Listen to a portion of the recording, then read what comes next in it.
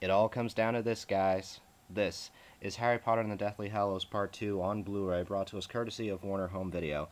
And hello here, we got another exclusive, except this time it's actually worth your money right here. This is the Target exclusive of Harry Potter and the Deathly Hallows Part 2, where the difference, as you can tell, obviously, is the reflective cover of Hogwarts right here. Very beautiful, and the title in itself is embossed along with the wording on the spine.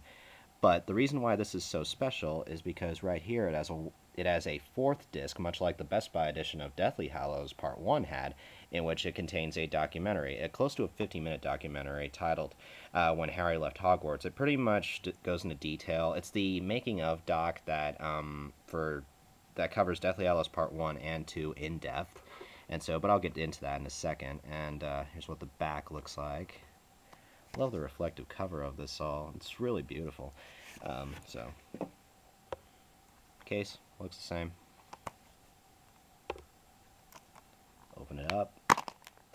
They're at least keeping consistency though, with part 1 was all black discs and now part 2 is all black discs. So special features, bonus disc that has the dock, and then a DVD copy of the film. It also contains an ultraviolet digital copy, if you are a fan of those things. I personally prefer the iTunes digital copies, but alas, I think those days are long and gone. But anyways, how does the disc hold up? Do you really need my opinion on this? Because, I mean, if you're a fan of Harry Potter, you're going to go buy this anyway, regardless of what I say. But just to reaffirm it to you guys, yes, this film looks absolutely beautiful. Despite it being darker than Deathly Hallows Part 1, shadows do not have an effect necessarily at all with regards to the HD transfer. It looks great, fine detail. Even within the Hogwarts walls, you notice detail all around, clothing fibers, face, everything. And when things finally get real, when Voldemort finally attacks the castle, you just got to stop and pause every now and then, because you notice something more and more in the distance in the background as things go on. It just looks absolutely great. I would honestly have to give that a 5 in that regard, but sound quality is a whole nother animal in that I was waiting for this to come about, because in the theaters, when I watched it in theaters, I noticed that there were plenty of times when I thought, okay, on Blu-ray this will sound spectacular, and sure enough, my hopes were reaffirmed, especially within the fire sequence. That is when this track finally roars to life, and it's just the flames conjure up all around you. Within the battle sequences, magic whizzes by beyond you in the rear speakers, and the LFE will blow you away with regards to its rumbles and such. And it is a very lively track. It is everything that you thought it would be, and it's epic. I hate to use that word, but the soundtrack and the HD sound is epic. I'll have to go into that, but you will absolutely love it. It's probably the best sounding of the bunch, actually, if I had to pinpoint it. It's the best sounding HD track that a Potter film has gotten so far. So, but special features might seem minuscule at first, but there really is a lot to get into. Obviously, there's the maximum movie mode. David Heyman and Matthew Lewis, who plays Neville Longbottom, hosts it. There's a focus point section that's pretty much just 30 minutes of featurettes. Final farewells is the cast and crew pretty much reflect on their filming of Hogwarts. Their filming of of the series and such. There's about 8 minutes of deleted scenes. There are little moments that would have been great if they would have been put back in, such as the Hog's Head, or when they were talking about Dumbledore's sister and etc. There's plenty of moments that, I wish they could have been put back in, but, so, but that's just the completist in me. But there's also the Women of Harry Potter featurette, that's about 30 minutes, that focuses on, obviously, the heroines of this all. Goblets of Gringotts is probably my least favorite bit on here, because it's very specific, but it's pretty cool. Studio Tour London, you pretty much just look at their London studio. J.K. Rowling introduces Pottermore in a 1-minute featurette, which, if you've seen it online, nothing big here. But the two big things about this release, though, are When Harry Left Hogwarts and the conversation with J.K. Rowling and Daniel Radcliffe.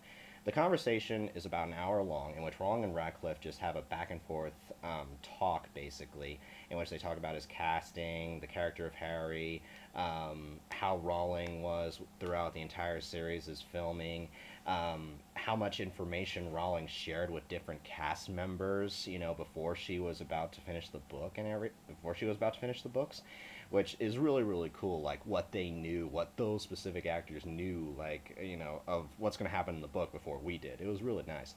But When Harry Left Hogwarts is the in-depth documentary, like I said, of the production of Deathly Hallows Part 1 and 2 that is so aptly missing. But but I'm assuming it more than likely it'll come out on the Ultimate editions of this whenever they come out. So, but it's really, really nice, very comprehensive. I'd have to give the features a a 5, actually. This is my first all-around straight up 5 disc from, you know, this year.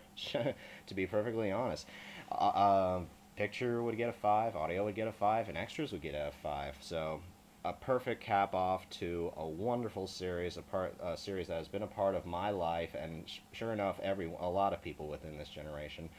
This is, you know, our cultural movement.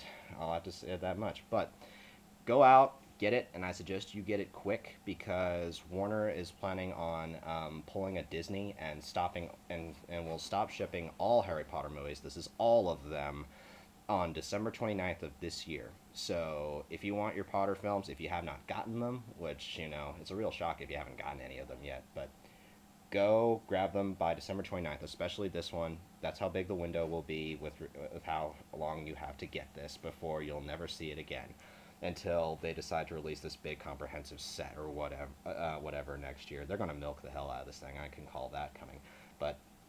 And the 8-film set that is coming out too, you'll notice it. It's like a picture of Hogwarts with the boats heading towards there and such.